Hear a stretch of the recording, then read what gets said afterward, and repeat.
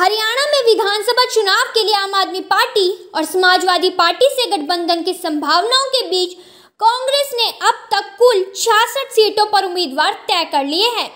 कांग्रेस अध्यक्ष मल्लिकार्जुन खड़गे और राहुल गांधी की अध्यक्षता में मंगलवार को नई दिल्ली में 2.5 घंटे चली केंद्रीय चुनाव समिति की बैठक में कुल 41 सीटों पर विचार हुआ, जिनमें से 32 सीटों के लिए प्रत्याशियों के नाम तय कर दिए गए।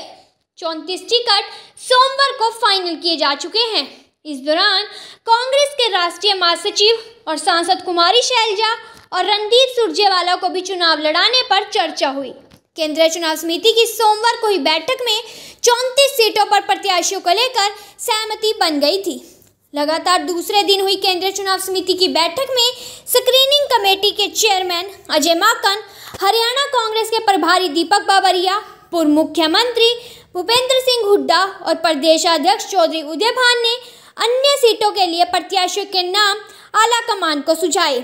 चूंकि हरियाणा में आप और सपा के साथ गठबंधन की संभावनाएं तलाशने के लिए वेणुगोपाल कमेटी को जिम्मेदारी सौंपी गई है, इसलिए बाकी सीटों पर प्रत्याशियों के नामों पर चर्चा गठबंधन पर फैसले के बाद की जाएगी।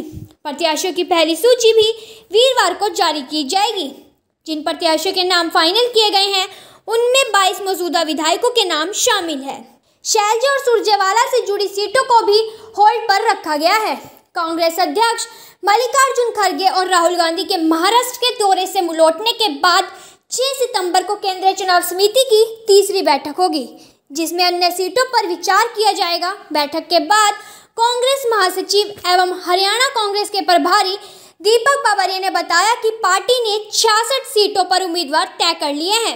एक दिन पहले 32 सीटों के लिए प्रत्याशियों के नाम तय कर दिए गए थे और दूसरी बैठक में 41 सीटों पर चर्चा हुई, जिनमें से 34 पर प्रत्याशी फाइनल कर दिए गए हैं।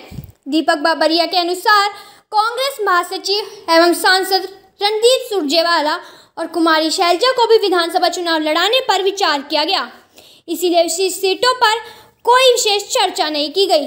आपसे गठबंधन पर उन्होंने कहा कि बातचीत अभी प्रारंभिक मोड में है, हम सभी संभावनाएं तलाश रहे हैं।